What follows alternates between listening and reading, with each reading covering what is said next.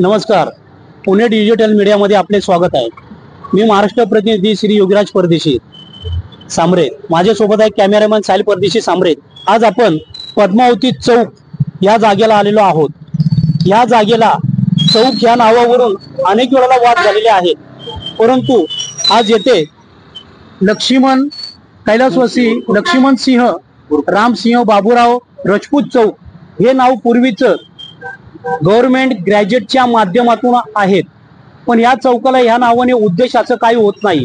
त्याविषयी आपले माननीय श्री हरीशभाई परदेशी आज येथे आहेत. त्यांना याविषयी जी माहिती आहे ते पुणे डिजिटल मीडियाला माहिती द्यावीत.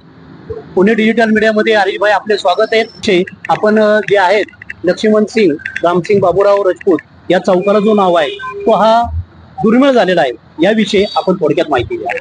खर तर राजपूत समाज हा लढवय्या समाज आहे. देशाच्या स्वातंत्र्य काळात असेल, त्याच्यापूर्वी असेल, हे राजे रजवाडे असतील किंवा आताही, हा राजपूत समाज देशासाठी लढणारा, देशासाठी मरणारा समाज आहे. देश हा आपला आहे आणि राजपूत हा देशाचा आहे. त्या अशा समीकरणाने राजपूत समाज हा कायम जगत असतो आणि देशाच्या विकासामध्ये असेल, सर्व विविध घटकांमध्ये त्यांचा मोठा सहभाग असतो. खर तर बाबूराव राजपूत हे आम्हाला खूप आदरणीय व्यक्तिमत्व होतं.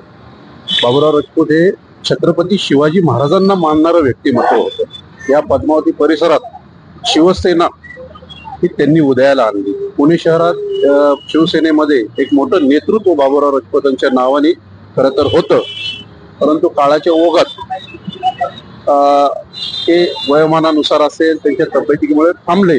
परंतु त्यांनी जे शिवसेनेसाठी, या महाराष्ट्रासाठी, या पुण्यासाठी, या पद्मावती परिसरासाठी जे काम केलं ते खरोखरीच अतुलनीय, म्हणजे त्याची तुलनाच कशाची होऊ शकत नाही.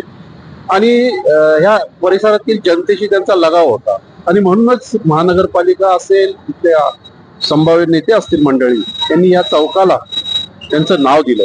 खरं तर एखाद्या अशा आदरणीय व्यक्तिमत्वाचं नाव दिल्यानंतर त्यांची ती लावलेली पाटी, तो चौक हा सुशोभित असावा, स्वच्छता असावी तिथं, तर तो एक आदर्श असतो आपल्या सगळ्यांना. पुढच्या भविष्यात कामं करण्याचा तो एक आदर्श असतो. ती पार्टी नसती तर ह्या परिसराचा, ह्या भागाचा तो एक आरसा असतो.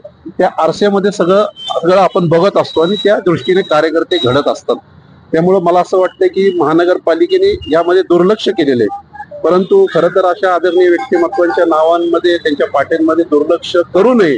महानगरपालिकेने आपली व्यवस्था वाढवावी, त्यांचा कामगार वर्ग वाढवावा आणि जे असे अनेक थोर पुरुष असतील किंवा आदरणीय व्यक्तिमत्व असतील, त्यांच्या नावाने जे आपण चौकाला किंवा रस्त्याला नावं दिलेली असतात, ती व्यवस्थित सांभाळली पाहिजे, त्याचं जतन केलं पाहिजे. हे जतन केलं म्हणजे आपण इतिहासाचं जतन करतो. त्यामुळं माझी एक विनंती राहील महानगरपालिकेच्या प्रशासनाला की लगेचच त्वरित हा बोर्ड इथनं काढून नवीन चांगला सुशोभित बोर्ड इथे लावावा. जर त्यांना जमत नसेल तर आम्हाला सांगा, तो बोर्ड आम्ही आमच्या स्वखर्चाने लावतो आणि इथला परिसर कायम स्वच्छ राहील याची आम्ही दक्षता घेतो, अशी एक मी विनंती करतो महानगरपालिका. या चौकाला जे नाव दिले गेलेले आहे पद्मावती चौक, आता समोर पाटी लावण्यात आलेली आहे गोळवणकर गुरुजी पद किंवा चौक, पद्मावती चौक, आणि या नावाने जे नावं दिले गेलेत, तर आपल्या ह्या चौकाला जे नाव दिलेलं आहे तर याची खंबीर दखल पुणे महानगरपालिकेने घ्यावी अशी आपल्याकडनं अपेक्षा आहे. गोळवणकर गुरुजी पण खूप महापुरुष होते, खूप थोर. त्यामुळं त्यांची पाठी असेल किंवा बाबूराव राजपूतांची पाठी असेल, ती सांभाळलीच पाहिजे, जतन केली पाहिजे. त्यांचा इतिहास लोकांना कळला पाहिजे. असं काहीतरी भरीव काम महानगरपालिकेने करावं एवढीच विनंती. नसेल तर आम्ही करायला तयार आहोत. धन्यवाद. पुणे डिजिटल मीडियाला माहिती दिल्याबद्दल धन्यवाद.